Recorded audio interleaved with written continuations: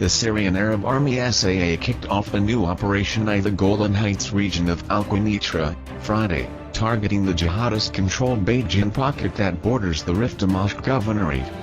Led by the 9th Division, the Syrian Arab Army stormed the Beit Jin pocket on Friday evening, seizing several points in the process.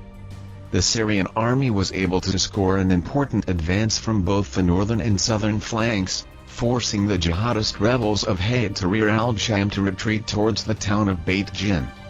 In the past, the Syrian military command has demanded the jihadist rebels surrender the Beit Jin pocket.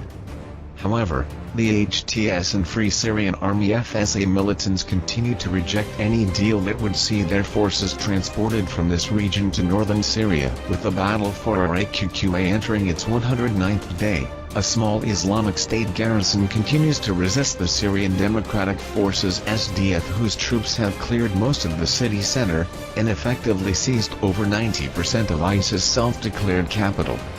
According to a military source close to Al-Masdar News, clashes are especially fierce in the Hina, Nada and Amin districts, while YPG-led forces are trying to secure the Al-Nawam and Dili crossroads along with the contested Haidam cemetery.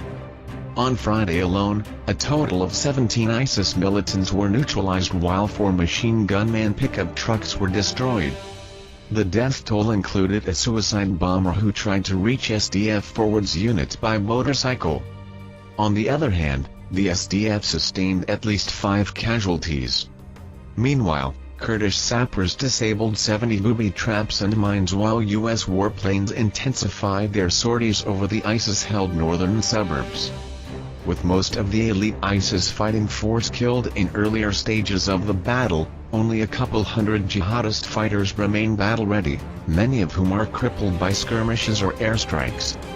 ISIS commanders are said to have set up a last stand around the Al-Amin district, which they hope to transform into an impregnable stronghold. The Syrian government sent an envoy to meet with the joint Free Syrian Army FSA and Jordanian regime delegation, Friday, to discuss the potential reopening of the Nasib crossing in southern Daraya, a military source told Al-Masdar News this afternoon.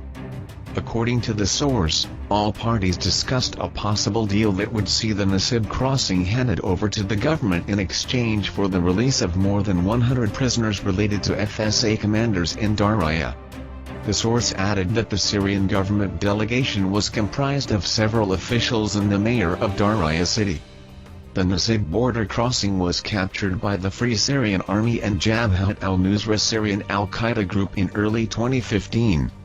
It has since been used to smuggle weapons and supplies to militants fighting the government in Daraya.